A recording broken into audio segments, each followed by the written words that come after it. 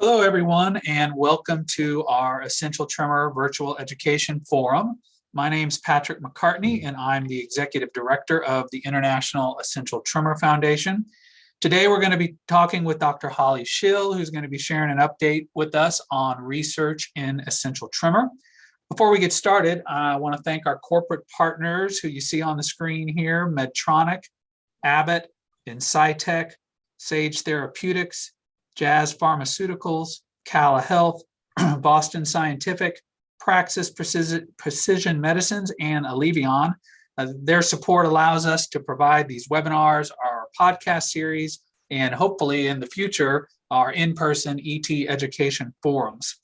I want to go ahead and introduce our speaker today. Excuse me, Dr. Holly Shill is the director of the Muhammad Ali Parkinson's Center, the Bob and Renee Parsons Chair in Parkinson's Disease and Movement Disorders, and a professor in the Department of Neurology at Barrow Neurological Institute in Phoenix. She's a board certified in neurology by the American Board of Psychiatry and Neurology. Dr. Shill's expertise includes the diagnosis and treatment of involuntary movements, essential tremor, Parkinson's disease, Huntington's disease, dystonia, and ataxia. Excuse me. She is a member of the Arizona Neurological Society, the American Academy of Neurology, the Movement Disorder Society, and the International Neurotoxin Association, along with being chair of the IETF Medical Advisory Board. So Dr. Shill's research study include risk factors for the development and progression of Parkinson's disease and innovative treatments for Parkinson's. And she also studies pathogenesis of essential tremor. So Holly, thank you for joining us today, and I'm looking forward to hearing your presentation. I'm gonna let you go ahead and share your screen and get right into your slide deck. All right, so I'm going to talk today a little bit about research in essential tremor, and what I hope to share with you is kind of some of the things that I think patients ask me a lot about in the clinic. So questions that I often get about what is happening in research in essential tremors. So we'll cover a lot of things. Some of them are new things, and there's a lot of really interesting studies that are getting started here for ET, a lot of treatment studies, which is really exciting. And then some of what I'll talk about is kind of old things, but still things that I think patients often ask about and are interested in. So without further delay here, let's just kind of jump right in. So types of research. So people think about clinical trials, doing a new therapy, and that's the type of research that people think about. Or they think about things like bench science, looking in the lab and looking at, animal studies or cell cultures or that sort of thing. So, and just to kind of give you a flavor of all the different types of research. So we can talk about in essential tremor, basic science research, what is going on in the lab, what's going on at the cellular level, genetics of essential tremor, that type of thing. So we can talk about pathology, what is actually seen in the brain of people with essential tremor. So we can talk about natural history. So, and what does that mean? When you're diagnosed with essential tremor, how does it change over time? How does it progress? How do people respond to the treatments for ET? What are some of the other symptoms associated with ET? And then finally, clinical trials, which I think is what most people are interested in. What can I do about this to improve my quality of life? So we're going to kind of touch on all of these types of things as we go through our talk here today. So one of the biggest questions I often get is what causes essential tremors? So, and I think in general, I think the topic is still really largely unknown. So I think if I could leave you with that concept. However, we're getting smarter about it. I think that's an important thing to realize. So the first thing is, I think we all realize that essential tremor is hereditary, or at least it can be hereditary. Up to about 60% of people will have a family history of essential tremor, suggesting that there are genetic causes. So, and we've been doing genetic studies for, more than 20 years or so in ET. And the first types of genetic studies that people will do is go out to like large family reunions where there's, 150 people there, and maybe half of the people there will have essential tremor, and you'll go and you'll draw the blood on everybody with tremor and all the people who are kind of controls, meaning the people without tremor, and you'll look at the differences between those groups and say, okay, what's different with the people with tremor and the people without tremor? So, and those types of family studies have been largely unrevealing, so it's been surprisingly uninformative. that you really actually cannot detect genetic differences. So, and that leads us to believe that essential tremor may not be just one gene. It's not just a matter of finding the single difference between people. It may actually be lots of differences. And so that's led to a lot of different types of studies. Copy number variants, we did a study, the IETF funded a study looking at copy number variants, and there's been some interesting publications on that. There was a recent study just last year on what's called whole exome sequencing, where you actually sequence the entire expressed component of the DNA. So actually just kind of marching it down and looking at the individual DNA sequences in people with ET, and that came up with several promising genes. So which means that again, it wasn't just one gene that stood out as the causative gene for ET, but maybe several promising ones. So, and then most recently, just back here in January, there was what's called a GWAS study. So this is what's called a genome-wide association study. So, and this is where you take thousands and thousands of patients. So in this case, over 480,000 patients or people, 7,000 of them with essential tremor. And then you really start to look at what are the differences between these groups. And as you look at the differences between these groups, you get some genes that start to spike up, suggesting that overall in a general population, there are genes that can be identified. So and as part of that study, they came up with the concept that about 18% of essential tremor can be explained by the genes that they found. So these associations that they found. So, so again, this idea, ET can be hereditary, start to have some promising genes. So now these significant loci, these significant areas of the gene, you take that now and you start to look at it in the lab. So you might modify that gene in an animal study and see what that looks like. Does the animal and mouse or what have you actually look like they have tremors? So, so that's how you start to take the genes now and then kind of pare down of what causes ET. You can also take those same genes and look at them in the brains of people with ET and say, hey, is this actually, so we've found the gene in the blood.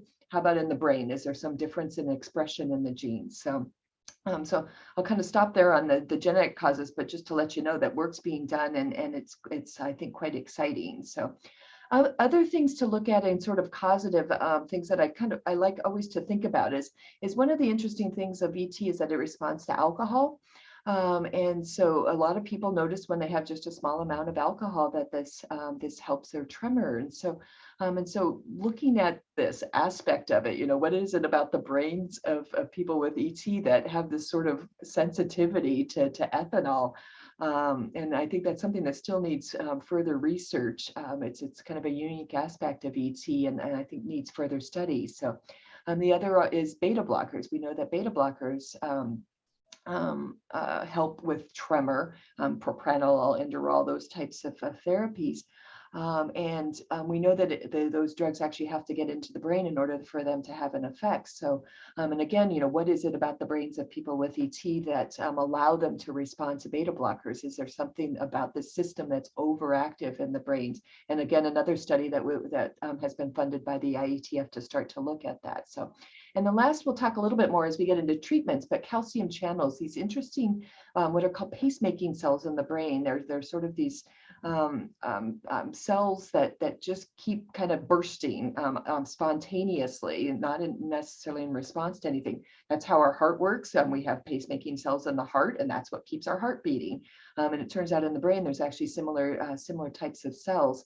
And it makes sense that if you have these pacemaking cells and if somehow they kind of go awry, if you will, that can lead to tremors. So that you get this sort of spontaneous bursting, and not only is it bursting normally, but it actually is now overactive, and that is what driving tremors. So a lot of different areas about kind of the causes of ET.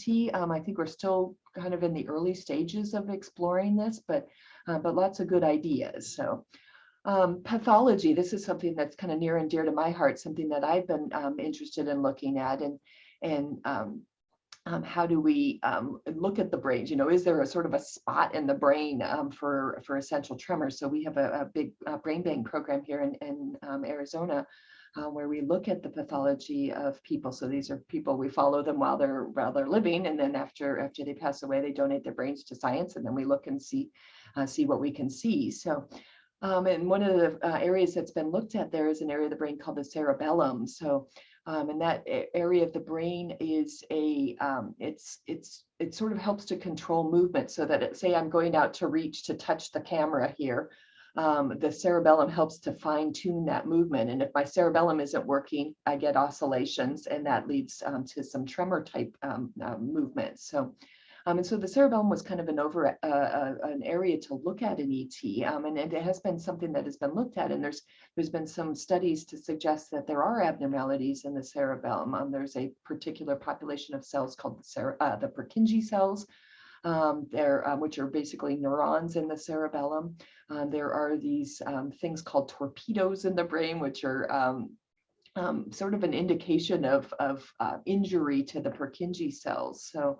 And then there's these little what are called climbing fibers that look like they're reduced in the brains of people with essential tremors. So the problem is that with the pathology is that some studies have shown these abnormalities and some studies have not. And so I think there's still some work to be done along those lines. And there's also this idea of sort of chicken and the egg. Is the pathology that we're seeing the primary thing that leads to the tremor, or is it potentially a secondary aspect? Maybe people with long-standing essential tremor start to develop some of these changes over time, so that is it the tremor itself? Is it maybe the medications that we're using to treat tremor? And there was actually some study done in people who have had the deep brain surgery. That's what DBS stands for. Deep brain surgery for tremor, suggesting that the pathology was actually a little bit reduced in that case. And yet with the idea that, well, if you treat tremor, maybe that actually reduces the pathology that's seen. So lots more work, I think, still needs to be done on this to really be able to understand it better. So I think, to me, these are just kind of some of the early studies to point us in this direction, but I don't think we're quite ready to say the cerebellum is the cause of essential tremor as yet. So talking a little bit about natural history of essential tremor. So, what does ET look like? You get diagnosed, and how does it change over time? How does it progress? And I think that's something that people have a lot of interest in. There is now this concept of ET, what we call ET plus, essential tremor plus. And what that means is that there's sort of these other soft neurologic signs. So people used to call essential tremor benign essential tremor. And then the essential part really refers to the fact that there is just tremor, that there isn't a lot of other neurologic features. So but what we're learning is there can be other features. And so that's what we call ET plus. You might see subtle features of what's called dystonia, which, so if you're holding your hands out, you might have a little posturing of your hands in addition to the tremor. You might see some gait ataxia, a little bit of unsteadiness when you walk, potentially some mild cognitive changes, potentially what we call resting tremor. When the hand's down in the lap, you see a tremor come out there. And these are some of these sort of soft neurologic signs. So, what we realize is that ET plus is actually very common. So there was a study done here where they looked at 133 people with ET, and 110 of them met criteria for ET plus. So, and so this is helping us, I think, as researchers to kind of better understand the different types of essential tremor, that it's not, for some individuals, it's just pure tremor and that's all they have.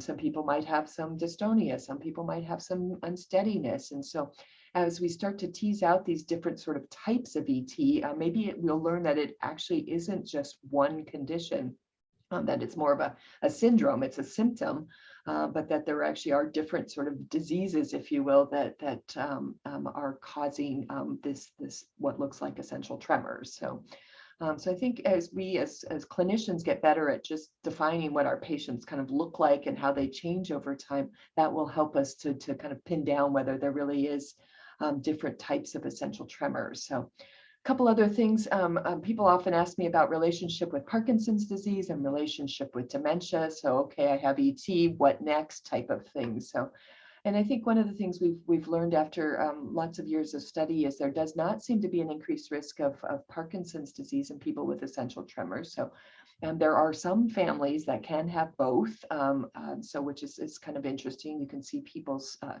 families with both essential tremor and Parkinson's, and then you can also see people without family histories develop Parkinson's over time. But we think, at least right now, that those things are sort of random associations, that they're at least with the kind of random essential tremor, and then 1 year, 20 years later, something like that, you develop Parkinsonism. That seems to be more of a random occurrence, that it isn't necessarily a risk factor for developing ET. So, and then dementia, I think, is still kind of being studied. We have done some research on that, looking at cognitive impairment in people with essential tremor. And we have really found no differences between people with ET and people without tremors. So, but there are some groups that have found some link to cognitive impairment in ET. So I think there's still some work that needs to be done to kind of fine tune that. So there is a new study that hopefully will be published in the next few months, looking a little bit further up at that recent work that's been published or funded by the IETF as well. So stay tuned for some additional information on that. So now probably what you've all been waiting for is treatments for essential tremors. So so I think lots of work being done on this, and I think it's an exciting time. So I think there's at least 4 or 5 new studies in either in startup or already launched to try to treat essential tremors. So, and this is just a listing of some of these therapies that we're going to talk about here in the next few slides. So, I'm going to go through most of these. One that I won't talk about is this Sage 217. This is one that they looked at in essential tremor. And my guess is probably not being pursued in studies in ET. They have a new compound called Sage 324 that looks to be a little bit more promising. So I think that one might be replacing it. So, and then talk a little bit about cannabinoids as well. So, so I guess, so how do we do clinical trials in essential tremor? Let's start there. So you have this drug that looks like it's going to be helpful. You've maybe studied it. There's some animal models of essential tremor that we use. The drug looks like it's promising in there. It looks to be safe and well tolerated. So how do we start to look at it? So the first thing is to do get a bunch of college students together or something and give them the drug and just make sure that it's well tolerated. So so they do what's called phase 1 studies typically in healthy volunteers. So people without tremor or other conditions tend to be younger individuals, people just kind of volunteering for science, and they do safety studies and just really make sure these drugs are pretty well tolerated before they start to do large interventions in people with a kind of disease or disorder of interest. So and then, so the next step, so say the drug looks like it's, safe and well tolerated and, kind of easy to give. Now we got to start to look at it in essential tremors. So we start to do kind of short-term pharmacology studies. So, and these, the good thing about tremor is you can, if you can take a dose of a drug and you're going to know within a few hours if it's helpful. So,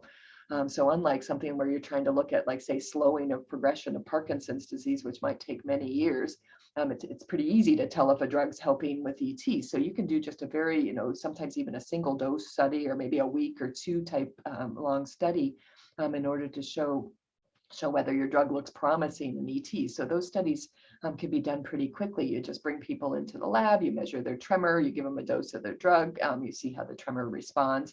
And then you do some pharmacology studies to say, okay, when does the drug sort of peak in the system, and so what's called the pharmacokinetics of the drug. So so all right, now we have a promising drug. Now, how do we move on from there? So, well, is the drug durable? So now you have to actually do longer term studies. So it's great if you have a drug that works when you take a single dose, but really what we want to know is, if you take this drug every day, does it continue to help suppress tremor? What's the long-term tolerability, that type of thing. So we start to do longer term studies. And in ET, that's usually about 12 weeks. 12 weeks is kind of a typical cutoff for a long-term study. So really, in the grand scheme of things, isn't actually a very long study to really start to get some evidence of whether these therapies can be helpful. So, And then finally, we do what's called long-term safety studies. And this is where you might put people on the drug for 1 or 2 years and just make sure that there's no kind of unexpected cardiac issues or lung issues or what have you, as people continue to do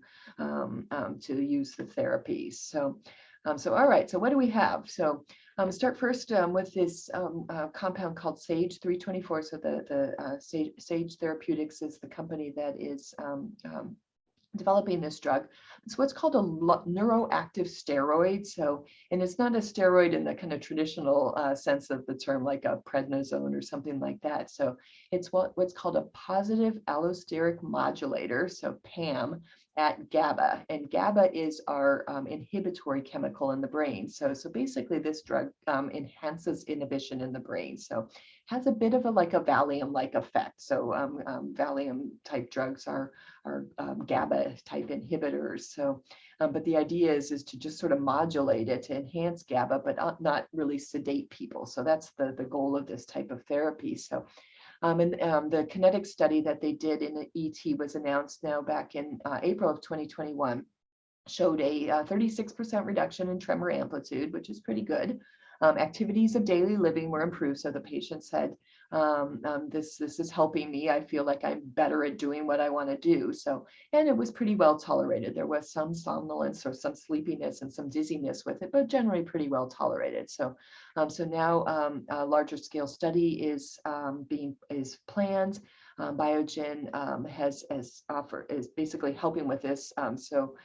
So what we see with some of these smaller companies that are developing therapies for almost any kind of type of disease, they may not have the resources to take it to the next step. So they often partner with larger companies like Biogen to sort of take the drugs to the next step. So that's what we're seeing with that particular compound. So the next one is a compound that was originally called CX8998, is now JZP385. So at first was one company, then another company, so that they keep changing the name based on the company. And this is what's called a T-type calcium channel modulator. So we talked about those overactive calcium channels, those pacemaking cells in the brain. So and so there are now a couple of drugs that are being designed are designed to modulate this particular channel. So and so the TCOM study, the results were presented back in May of 2019. So which was a little bit of a long time ago. The pandemic has sort of intervened and delayed things in terms of getting this kind of confirmatory study up and running. But basically, what the study looked at, the results were that they failed to meet what they call the primary endpoint, the primary goal of the study, which was basically a video monitoring of the tremor, which was, so somebody like me sitting in my office rating the tremor. That aspect of the study failed.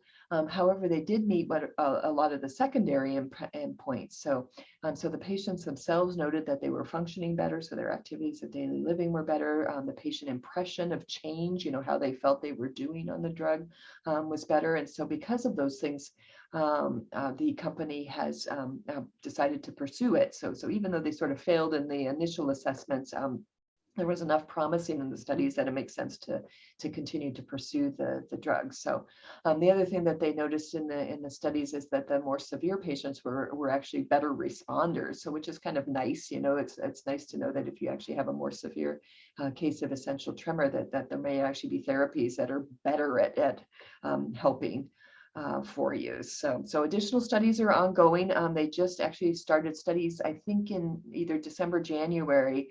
The company Jazz acquired Cavion, and they're now further developing the drugs. So those studies have just been getting underway.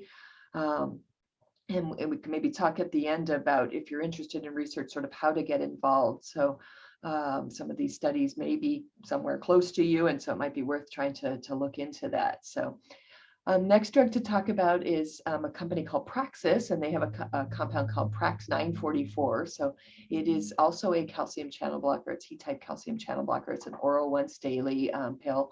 And they have been doing a study in mostly in Australia and New Zealand. 3 doses of the drug, an oral once daily therapy versus a placebo up to 56 days for the study. So, and that study's been ongoing. Hopefully we'll be getting results soon on that. So, and then they most recently launched a second study, and this study's been being done in the US. The closest site in Arizona is in San Diego. I don't think there is a site as yet in Arizona, but so there may be sites if you're interested in this particular drug. So, so 3 doses of the drug versus placebo up to 56 days. So basically, sort of a similar study to the ones that we were that were being done in Australia and New Zealand. So, all right, and then the last drug to talk about is another type of channel blocker, if you will. So this is what's called a calcium activated potassium channel, company called Cadent. And so the drug is called CAD 1883. So they have done an initial tolerability study. And the company, the compound was acquired by Novartis, and right now all I know about it is that it's being developed for ataxia, a condition called ataxia. I haven't seen any recent interest or developments in the compound for essential tremor, but who knows if the Novartis or Cadent will do further development in ET. So, so that's it for the kind of primary studies. People always ask about cannabis, and this has always been kind of a hot topic for many years in people with ET. So there is a study being done at UC San Diego, again, also funded by the IETF, that is looking at the effects of cannabis in people with essential tremor. And hopefully one of these days we will be getting results. So Patrick, I see you popping up. Are you going to chime in on that, or? We are waiting for results on that one also eagerly, as everyone else is. So yeah, so hang tight. I know for many reasons, it's been a very challenging study, not to mention the pandemic, but just issues related to acquiring cannabis for medicinal purposes. So, so stay tuned. We will eventually get some data on whether cannabis is useful for treatment of essential tremor. So. All right, we're going to switch gears a little bit. So what I've talked about mostly are sort of oral drugs. What can you take by mouth to treat tremors? So there's also been more recent interest in looking at using botulinum toxin for treatment of ET. So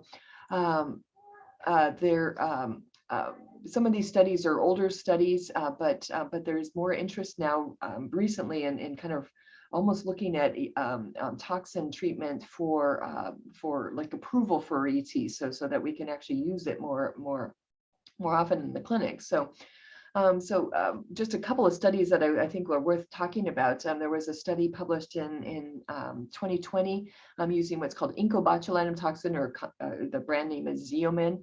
They studied 13 patients and noted benefit up to 24 weeks.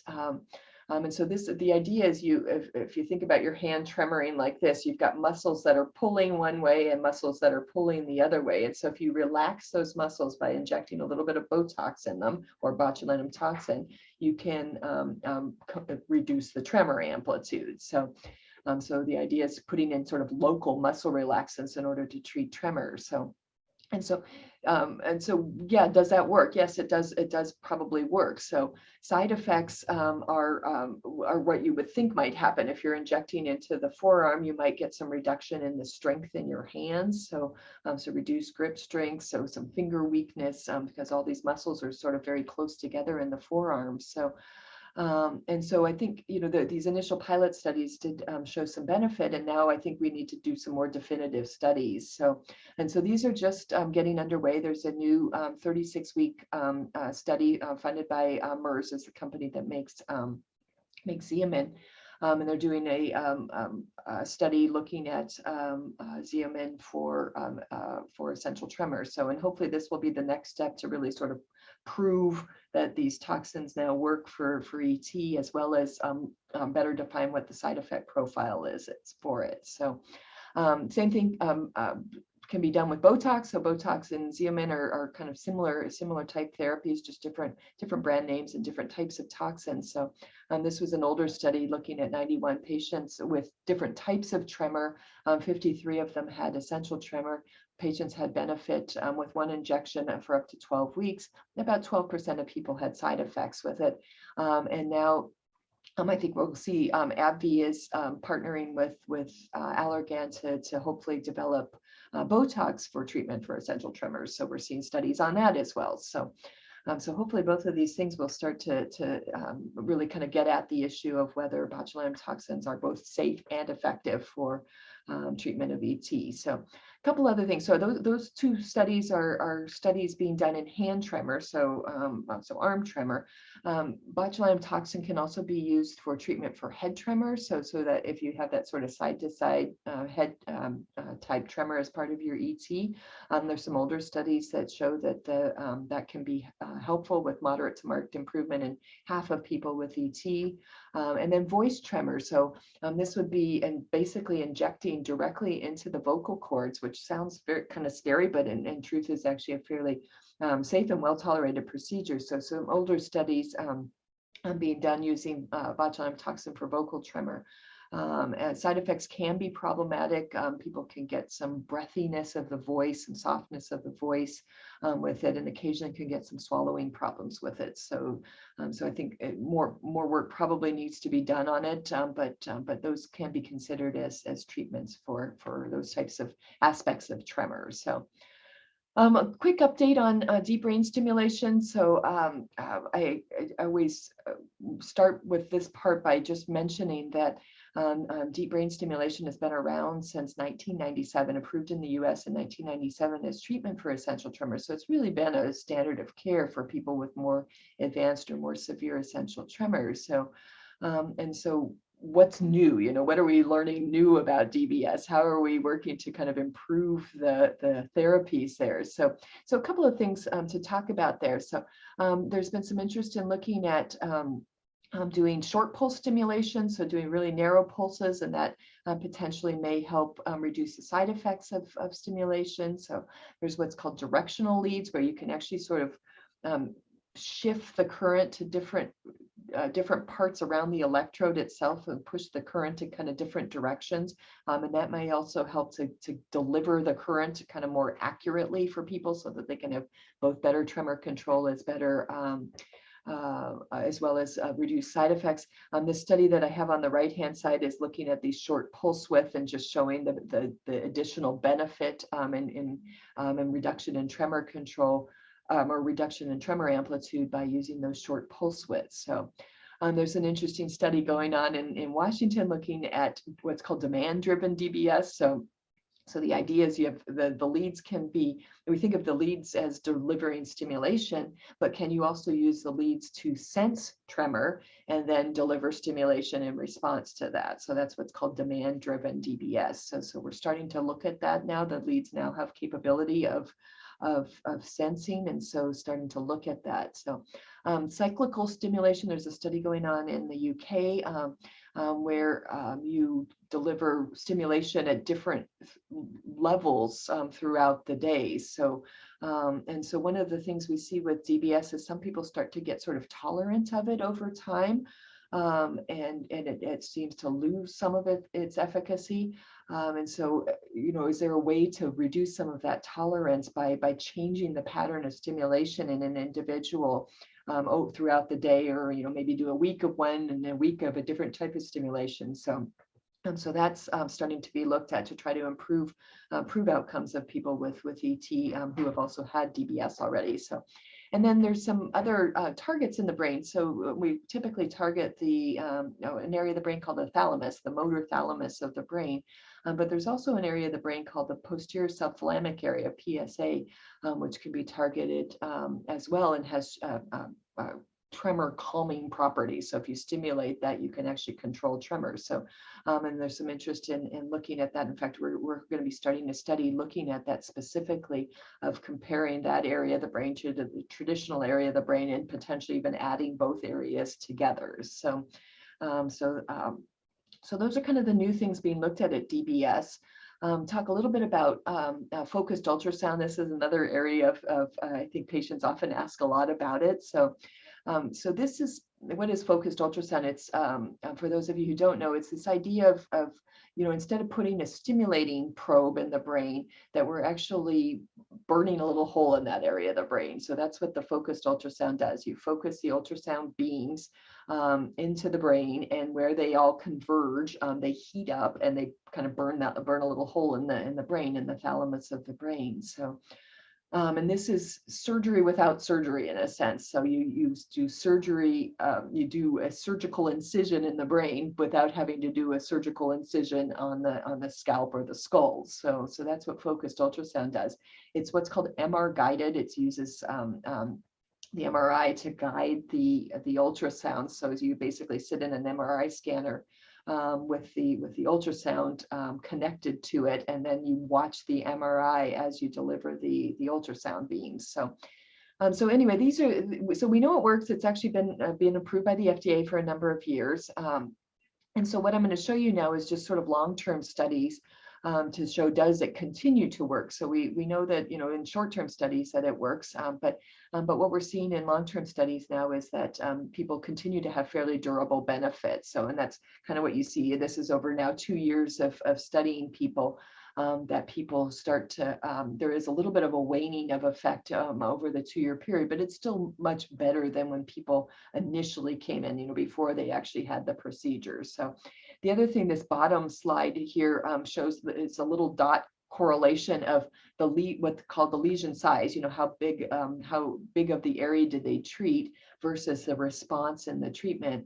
And what we've learned is that the better job you can do of covering that target, the better that people will do. So I think that's helped to inform focused ultrasound to just make it a bit more effective as well. So people always ask about side effects. I'm going to just quote you kind of what they learned, and this is the first year of following people. So 9 out of the 37 people had some weakness as a side effect, 11 had imbalance, 2 had some slurring of speech, 1 had some swallowing problems. Most of these, 70% of them, were resolved within 3 months, and about 30% of them, unfortunately, had some persistence of symptoms over 1 year. So. And this is going to be, when you're talking to your providers about treatments, it's going to be center specific, as people get better and better at doing focused ultrasound and more comfortable with it. I think you'll see these side effects actually start to drop down over time. So even though I quote you, it seems like, wow, that's a lot of side effects. Probably over time, I think we're going to see some of these side effects start to drop down as people, sort of learn the best way to avoid the side effects. So. A little bit more recently, they've had publication on 3-year data. So following 2-year data and now 3-year data, really similar outcomes with some waning of effect over time, but still not nearly, back to where they were at baseline. So it seems to still have a very durable effect overall. So this has prompted people now to say, okay, we can do it unilaterally. So right now, focused ultrasound is primarily done just unilaterally. Now we're starting to look at whether it's safe to do bilaterally. So right now, DBS is approved for bilateral. You can do bilateral treatment with deep brain stimulation, and we know what that looks like. We know what the side effects are with that. So now we're starting to look at it with focused ultrasound as well, and get an idea of how well people tolerate it, as well as how well it works for people. So stay tuned for publications on that. So. I'm switching gears a little bit back to DBS, just because we were talking about long-term outcomes in focused ultrasound. It's also worth it to point out what long-term outcomes in DBS look like. So again, people always ask, okay, what am I going to be like in 5 or 10 years? So, and we know those data. So we know that after 5 years, that DBS continues to have a fairly durable benefit. So for most people, so this was these were studies, and you see at baseline, people drop down to very, very low amplitudes of their tremor. But over time had a little bit, there were some people that had some increase in tremor at 5 years. But for most people, they had still fairly durable benefits. So. And then this is another study looking at tremor rating scale. So here's people at baseline, and then here's as you follow people over now 10 years of period. So again, you see this sort of a little bit of waning of effect in DBS over time, but not dramatically. So if you start off with tremor, with a score of close to 60 here, maybe after 10 years, say you drop down to a score of, well, I don't know, whatever that is, 25 or so, maybe at 10 years, you might be more at a score of about 30 or so. So just to kind of get an idea of how well DBS works over time. So still pretty darn durable benefit with DBS surgery. So just a brief couple words about non-invasive stimulation. Some of you may have seen information, this company called Kayla Health, which has developed this sort of nerve, it's basically a little nerve stimulator that you wear on the wrist, looks a lot like a little Apple Watch. And it just delivers nerve stimulation to the two nerves that are in the forearm there. And this was their initial study, just looking at kind of single treatment studies and showing really pretty dramatic benefits. It's probably this last slide on the right-hand corner there, treatment in terms of tremor reduction and treatment compared to what they call sham stimulation. So that was just a single treatment. And then they did a longer term study, and this is what has led to approval of the device. I studied 205 patients over a 3-month period. 65% of those patients had significant tremor reduction.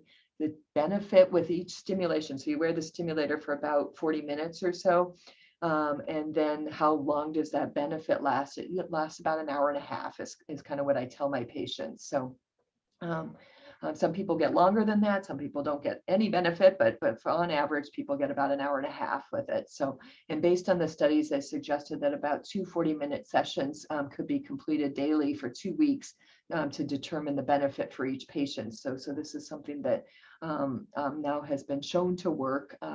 It doesn't work for everybody, but for those who it works for, it can be particularly useful. So another thing to point out, so you charge this like you do like your iPhone or whatever, you plug it in and charge it overnight, and then you use it. You pull it off the charger and then you use it. So each charge will last about 5 sessions. So, and then it typically takes about 3 to 4 hours to charge the device. So just some practical issues with using this particular device. So other therapies, a bunch of other things that have been considered as treatment for ET, cooling. There's been some interesting studies. I think these were done in Florida. Looking at cooling the limb. And I do have patients that report, if they put like a little ice pack on their forearm, they can get transient benefit of their tremor, just by cooling the limb. So I think that's kind of an interesting thing. It's not really a practical treatment for ET, but just something to kind of consider. What's happening there. People often ask about exercise. So I think last I looked were 7 studies looking at in resistance training of the arm, basically. So if you strengthen the muscles in the arm, does it actually help the tremor? And so 5 out of 7 studies report benefit with resistance training. So that can be a treatment for ET, is just work on strengthening your forearm muscles. So mechanical devices. So if you think about, I always talk about earthquakes, dampening an earthquake in a building. If you think about trying to dampen an earthquake or dampening a building with an earthquake, you got the earthquake shaking like this. And if you send a sort of counter pulse the other way, using a mechanical device, you can dampen that movement. And so there's companies that are trying to develop these sort of mechanical devices that help to dampen tremors. So right now they're pretty cumbersome. So if you think about, you might need some large structure that has a weight that swings in your arm one way when your arm moves the other way. So if you're trying to dampen the tremors, so you end up with these pretty bulky devices. So right now it's not quite practical enough for treatment. So there are some weighted gloves. So this isn't a like vibration control type of thing, but they're just putting weighting to sort of help to dampen tremors. So there's a company called Ready Steady that makes a glove, and the occupational therapist can work with you to put weights that help to dampen your own specific tremor. And then that can help. So it's basically a little glove with kind of heavy weights in it that help to control tremors. So some interesting things, and I think we'll probably see more in these kind of devices, if you will, as technology improves and we get better at sort of miniaturizing these things. So, I think people always say, well, this is great if I'm sitting in my house, I don't know, writing out Christmas cards or something like that, to wear one of these gadgets. But how about if I go to a restaurant? I don't want to be wearing some big, bulky, cumbersome device when I'm at a restaurant trying to eat. So I think as we get better and smarter about how to kind of miniaturize these things, make them more kind of cosmetically appealing, that sort of thing, I think we'll see more uptake in them. So stay tuned on that. A lot going on as well. So, and then I'll just lastly sort of leave you with the IETF. So as Patrick mentioned, I'm now chair of the medical advisory board, and so help to review research every year and kind of sponsor ideas about research, and try to engage patients and that sort of thing. So stay please keep in touch with what the IETF is doing. So and then I mentioned, we talked about all these clinical trials going on. So the IETF often learns of many of them, and I hope we'll be able to provide these on their website. Another good source of information, though, besides the IETF, is a website called clinicaltrials.gov. And that is it's a governmental website that basically posts all recruiting clinical trials that are going on. So if you go to clinicaltrials.gov, you put in essential tremor, you can find everything that's recruiting, and then you can actually search by what's close to you, and it'll list the sites, and you can reach out and contact those different sites. So that's another way to kind of figure out if one of these studies is close to you, and gives you contact information for the researchers as well. So with that, I will leave it and turn it back to Patrick to wrap us up. Great.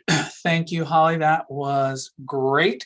Appreciate all that information. Couple of things, and you already struck on a couple of them, but the IETF is assisting with several of these pharma companies on recruiting for their trial. So if there is a trial going on in your area, you should get something that from us, whether it be an email or a physical mailer, that will let you know if there's a trial going on in your area and how to contact those companies to see if you can get pre-screened and qualify for that study.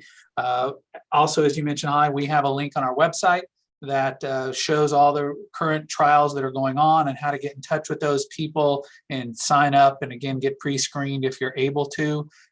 Again, some of those are regional, so there may not be in your area yet or may not be coming, but those folks will be able to tell you if there's something going on in your area. One other thing that you mentioned when you're talking about the bilateral focus ultrasound, we just stumbled upon a podcast from MDS that they released today talking about that exact subject, and a study that was done that we are going to release and share through our social media and stuff next week. So keep an eye out for that if you're interested in learning more about bilateral focus ultrasound. So again, Holly, thank you again. That was great information. We hope everyone found the presentation to be really helpful. Hopefully you learned something new today.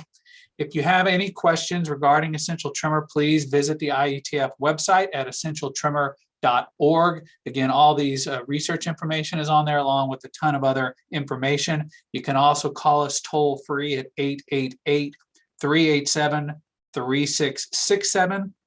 Finally, if you're a donor to the IETF, we thank you for your support. If you aren't currently a donor, we hope you consider a gift to us to help us to continue the work that we do, promoting ET awareness, education, support, and research. So we're going to be hosting a variety of these virtual ET education events in the upcoming months. So look for notices about them in your email, social media, the Tremor Talk magazine, our Tremorgram e-newsletter, and our events.